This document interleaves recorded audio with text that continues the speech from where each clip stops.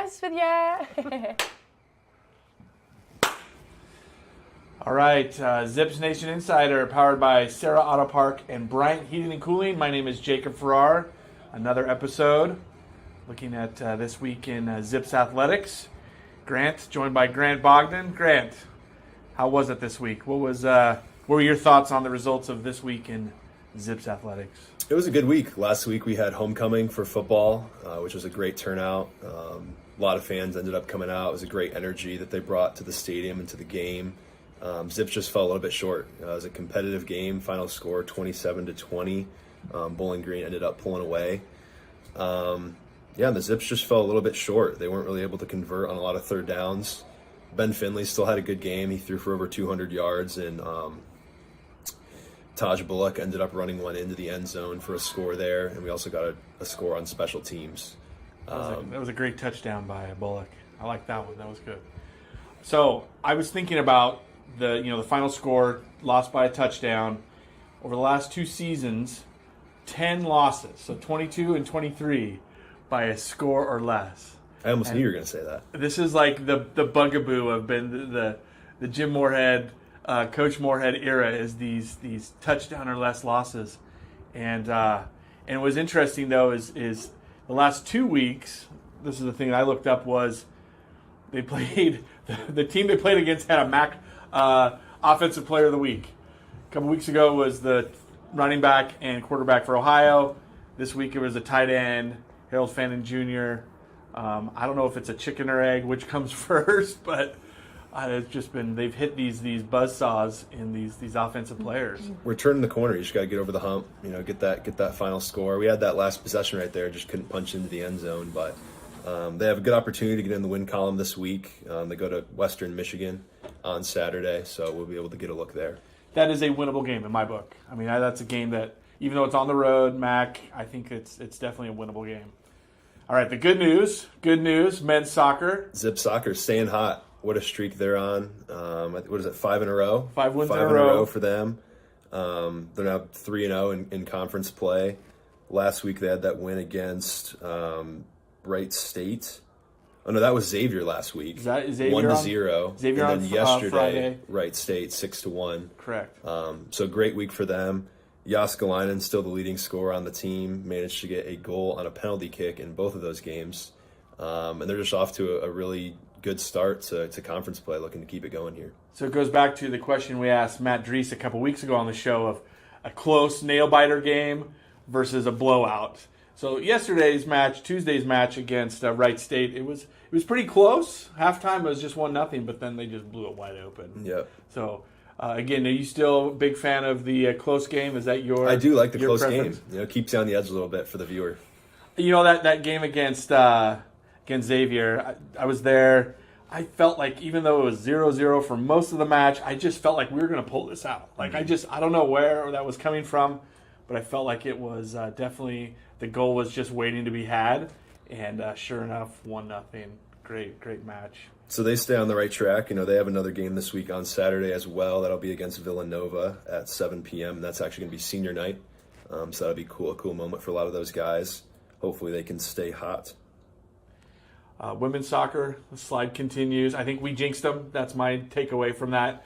We shouldn't have said they were the hottest team on campus. We did. At one point, so sorry, it's team. Our bad. That's us. That's on us. Another sport that I have to admit we have not talked a lot about is volleyball. Correct. And we're going to remedy that today. We're going to fix that with our guest. I want to bring her down. Melina Christodoulou. She's our guest in the suite. Please have a seat. Nice to meet you. Nice to meet you too. Our guest in the Learfield suite is courtesy of Tire Source, the official sponsor of the Turnover Tire. All right, Melina, got some good questions for you. I want to know more about you and more about the team. Okay. So let's talk a little bit about where you're from. Born in Greece. Yep. Now, have you lived there most of your life? Or lived in the States? Kind of talk a little bit about your background and then, of course, how you came to Akron, Ohio. Okay, so hi guys. My name is Melina Christodoulou and I'm coming from Eretria, Greece. So that's a very small town in Evia Island. It's about 2 hours away from Athens. Okay. And that's where I grew up. That's where I spent most of my life. And I came to America when I was 18 years old. Okay. So I was kind of like young, I guess you can tell. I started playing volleyball actually very late, when I was 15. 15? Yeah. Started playing volleyball at 15? Yeah. Oh my goodness. I was a track athlete Okay. for like 10 years. Okay. And I just had some difficulties of attending the camps or that the track was doing because it was too far away from my town. Because in Greece we don't have all these like athletic facilities. It's kind of hard for people to go and like spend time in sports. So I got the opportunity to start volleyball, but we didn't have indoor facility. So I started playing volleyball in concrete for 3 years, Oh for my 2 goodness. years. Oh my goodness. Yes, and after my 17 years old, I got an amazing opportunity to play in one of the biggest teams that we have in the island. A coach recruited me from there, so I started playing there only for a year, and after I came to America. Oh my goodness. So played for a club team for only a year. Yes, And then recruited to come and play in the United States. yeah. Now, is that when you were at Hutchinson Community College? Yes, that was Okay. my first stop over there. Okay. I did the whole recruiting process by myself. I just started reaching out to coaches by emails. So you're reaching out to coaches yourself? Yeah. They're not coming to you, you're going to them? Nobody knew me. I came from a very small town. Nobody really knew who I was. I had only 1 year on my shoulder playing volleyball. Oh my goodness. So I made a highlight. It was terrible. It's still on YouTube. I'm so embarrassed for the highlight, guys. So fans can look for it on YouTube? Oh, yeah, they definitely do. did a whole TikTok account telling how I made it to America. And it blew up back in Greece. So, like, people were asking me how did I do the whole process, like the Oh my recruiting goodness. process. It was cool, but kind of, like, scary. I didn't tell my parents until I made it. Like, until I got the Hutchinson Community College Okay. offered to me. Nobody knew I was trying to come here. So it was a surprise to your mom and dad? Yeah, it was from my dad, actually. My mom has passed away. Oh, okay. It's okay. So yeah, I told my dad, I was like, hi, I got this opportunity. He was like, no, it's a scam. There's no way somebody offered you. I was like, Dad, that's real.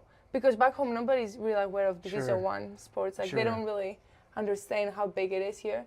So yeah, I told him, I'm going to America, and it was kind of, on and off for them. But Oh here my I am goodness. today. Here you're today. So you played at Hutchinson Community College, Yep. then transferred to Iowa. Iowa Western Community Okay. College. I did that just because Hutchinson was just not a team culture that I would like to be involved in more than a year. I just Okay. felt like I was trying to find something better. And I felt Iowa Western had the coaching style to bring me to a D1 level. Got it. And they were winning champions. So I was like, I'm going there. All the D1 coaches looking for Iowa Western just because most of the kids there, they go to D1. Okay. Based on the statistics that they've been having the last years. So I made it to Iowa Western, my best year that I had so far. Loved it. And I built a huge network of talking to coaches after I played there for a year. I had a shoulder injury, unfortunately, in the beginning of the season, so I didn't play the full season. But I made it and played half of it. Okay. And I made it to come here after that. So then recruited to come to Akron, played here. This is your second year Yeah. at Akron. Mm-hmm. Okay, and a big difference between your, definitely between last year and this year. More opportunities to play, more starts Yeah. you've had. Yes. Your stats have gone through the roof. So what has been just kind of the biggest transition between your first year at Akron versus your second year? Is it just the starts, or what have you kind of attributed that to, your success? I would say it's kind of hard transferring schools, and I felt I did it way too much. So last year I had a rough time just transitioning to the D1 level from a JUCO. It just took me a lot of time to understand the differences. I loved my teammates and coaches. They did the amazing help to get me out of my own head sometimes because Sure. I was very oh my gosh, how I'm doing so much practices and so many games and everything. And I also faced a lot of injuries in the beginning of preseason last year. So after I was just kind of scared to keep pushing through it, But I think since last year my confidence has got so much better, and I know every single of my teammates. I'm friends with everybody in the team, and it's just a team culture that I want to play for my girls. So I think that's why. So just stability in general, Yeah. right? So Yeah. to your point, 3 years, 3 different colleges. Mm-hmm. You have a team that you know. So really, that's kind of where the success has come, just the stability. Yeah. And being used to kind of being here on campus at Akron. Yeah. So your position, outside hitter, Mm-hmm. kind of there's 3 parts. Now I have to admit, not the biggest, don't know a lot about volleyball. That's I okay. understand some of the positions. I'm going to ask you about one position specifically here in a little bit. Okay. But outside hitter, you have obviously the offensive piece, blocking, defense. Mm-hmm. How do you take time to practice those 3 elements? Kind of walk through your routine from a training perspective to work on those 3 those 3 parts of your game. Yeah. So it comes down to coaching style again. I feel coaches do an amazing job spreading the practice to be able to practice every single aspect of our positions. So we're gonna start our day with just the warm up of like a little bit touches of passing, a little bit hitting and everything. But after we're gonna split up to groups in positions and we're gonna practice our passing style. And after we have like different drills for just passing. After we have blocking, while we do blocking, the middle hitters, for example, might hit the ball to us, so like we can exercise that side. It's definitely hard as an outside hitter to have everything on your plate because I feel we are going all around. So it's a lot of like responsibilities to be able to pass and do defense and focus on hitting. Currently, I'm focused on hitting because I've been changing up with Sophie Twix is my DS change. But it's just a lot of practice and like attention to details, I would say, throughout the whole practice. So what's that feeling like? I'm not a tall guy. That's that feeling of just when that ball is set right and you just know you're going to go and like how that's how does my that moment. How does that feel? It's like, is it just an amazing feeling? Yeah, I feel that's why I like the sport a lot because it just makes me forget everything that I have. And if I do have any issues like with my personal life, that's my time to just leave it all out there. Like I just enjoy take it out on the volleyball, right? Take everything. it out. I'm just smashing it. I'm like, oh, okay, I feel better now. Oh man, I can't imagine what that feeling is like. It's amazing. That's great. You should try it. Well, you have to lower the nets quite a bit for me, but no, I mean that's just the play. Obviously, in your position, those balls are just set right at the right spot. You can just jump and just, again, I'm doing the motion, but that's pretty cool. So when you talk about your game, you talk about all 3, but is there an area of your game that you feel like I'm more better at this particular part of the game than others? Yeah, hitting for sure. Yeah. Okay. I feel it's just my arm. I have a very fast arm, and it has been helping me throughout these 3 years I'm here to be able to score more often and to have power like align the ball. So that's something that coaches like about me, and that's something I'm trying to keep very consistent with. As far as the team, you talked a little bit about your team, the players, you feel real comfortable with them. What's interesting when you look at the Akron volleyball team, you're not just the only one from a different country. Yeah. There's a number of you. How do you guys kind of keep that, these different cultures that come in, different languages? Talk a little bit about the cohesion, the chemistry of the team, and really who's responsible to help kind of bring everyone together. Who's been a really big champion of making sure that your team gels that way? So I feel I was the second person coming here as international after years that I didn't have any, like that big group of internationals. When I came in, it was me and Melissa Torres, who was the Turkish girl, and after we had Eliška Vitiskova, which is our setter. She's from Czech Republic. And now we have more international people, like Martina. Yes, we have Martina from Italy, and it's just like, I feel it's been so interesting listening and living with people that have lived in different cultures, because we can actually see like their way of life from different point of view, And when it comes down to practice, there is different like place because people have learned different volleyball. It's the same volleyball, but different mindset behind the sport. Sure. So it was kind of hard just in the beginning to be able, for example, when Martina came in, she's a setter, so that's a huge position for me as a hitter. She had a completely different play that I do.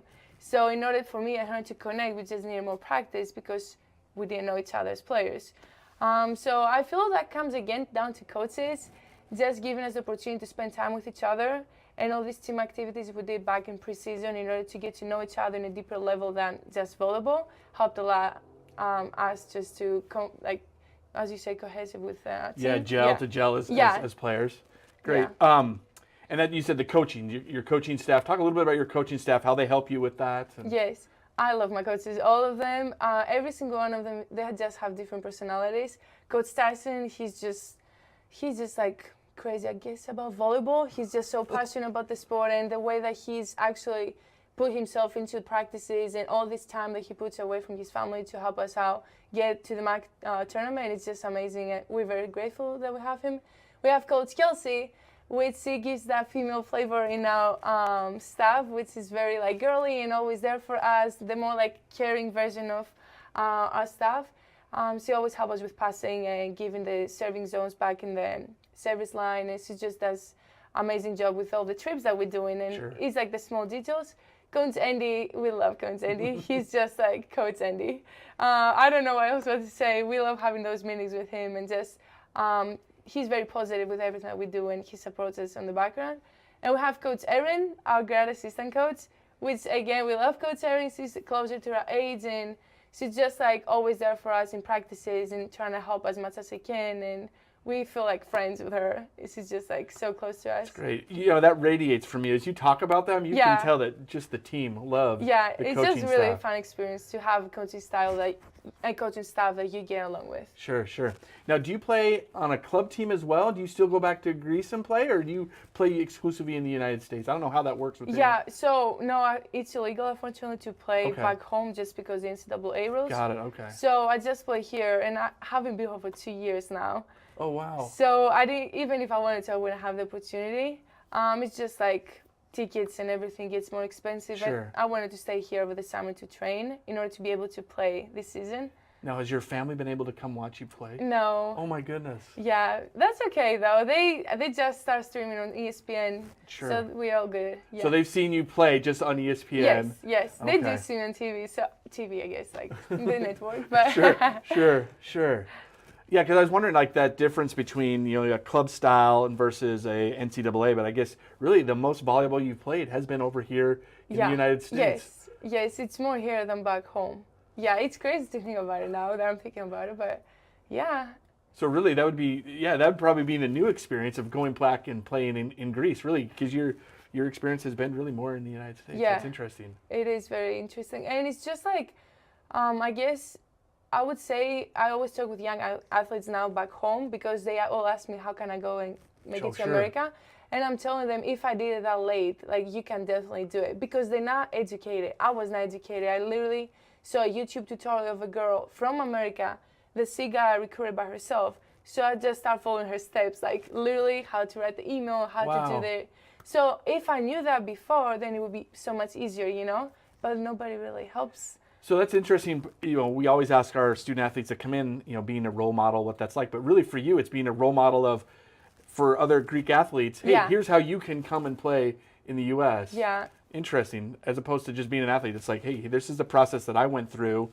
Follow me, do what I do, and there will be some opportunities for you here. Yes. Oh, wow. Now, what's your major? What are you studying here on campus? So I do business management. Business management. Yes. As a goal, I have one day to open my own volleyball club. Okay. And help kids that, it's going to be a non-profit though. Okay. So I'm trying to help the kids that cannot provide for themselves to go to play the sport they like. I'm trying to help a way. I don't know how I'm going to do it yet.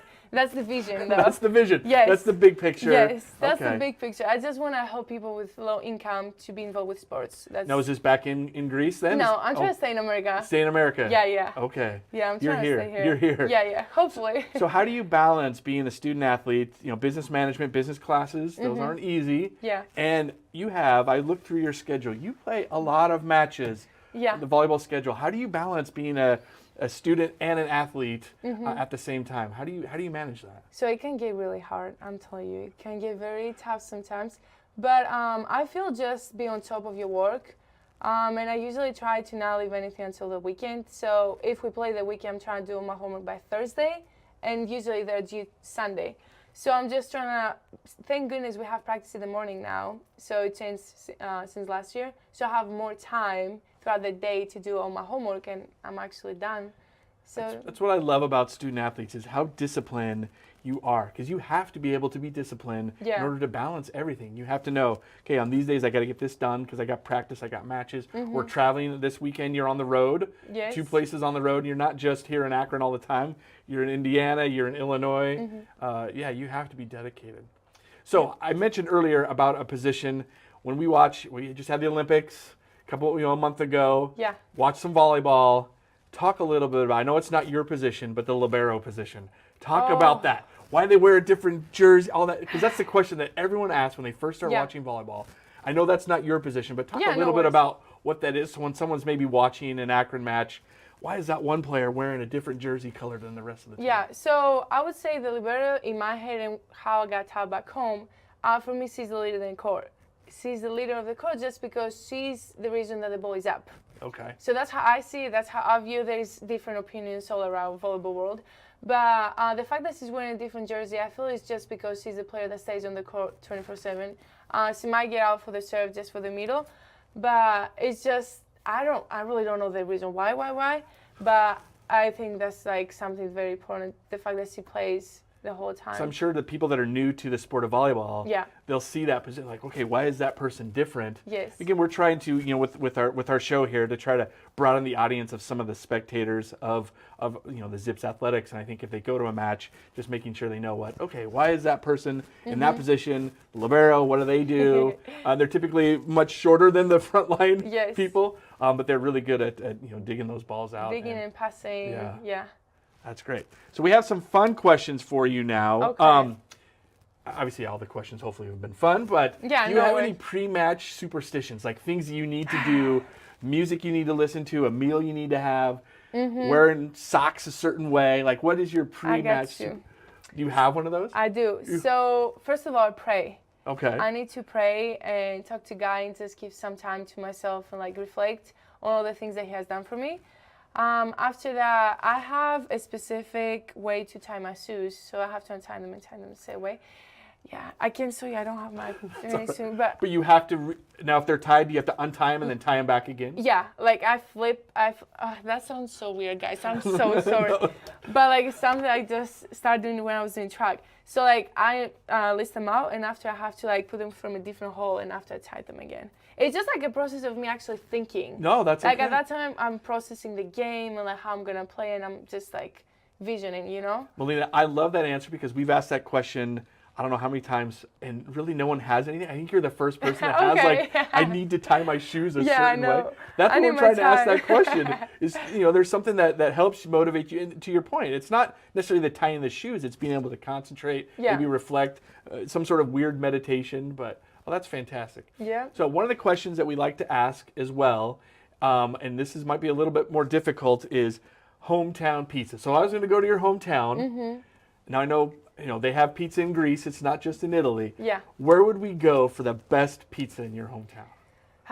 So you need to go to Yannis Taverna. That's how we call it. Yannis Taverna. Yes. Okay. So Yannis Taverna means Yannis restaurant. Okay. I'm just to translate it. That's all right. He's just like an old guy back in my old town next to the ferry boat. It's like a boat that gets you to Athens. Sure. So he's just there with a small little shop that he just do pizzas, but you cannot say it's just like to go. Okay. So you just go pay like $1, get a piece of pizza, and you're out. So Yannis Taverna, if we're in, remind me the name of your town one more time. Eretria. Yeah, I'll let you say it. Okay, no worries. But it's remind me of the name of the place again one more time. Yannis Taverna. Yannis Taverna. Yeah. That's where we're going if we're in your hometown. Yes. All right, so our last set of questions. Okay. We call it our rapid fire segment. So I'm going to ask you some questions. Okay. Don't even think about it, just the first thing that pops in your head, okay? Our rapid fire segment is powered by 330 To Go, Northeast Ohio's hottest and fastest growing news and entertainment media network. All right, let me ask you, favorite emoji? Love emoji. The love emoji? Yes. Okay. Who is the biggest joker on the volleyball team? Chadira. Who is it? Chadira. Okay. Amira Hira. Yeah. Okay. Favorite milkshake flavor? Ooh, strawberry. Strawberry milkshake. Yes. Okay. Favorite TV show?